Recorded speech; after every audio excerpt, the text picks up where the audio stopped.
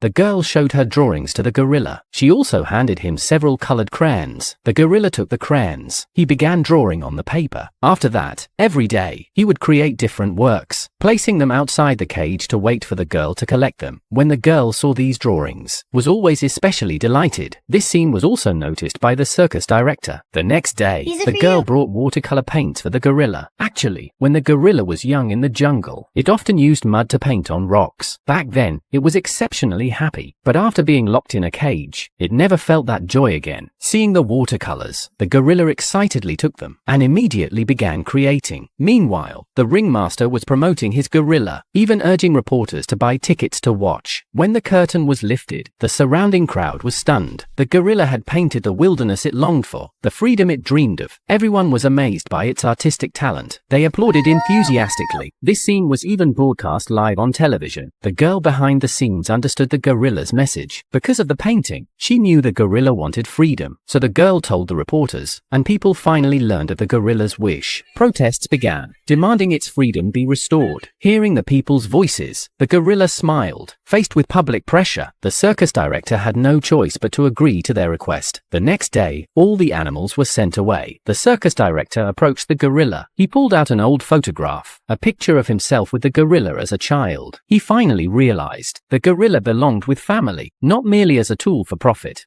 Well, good luck, kid.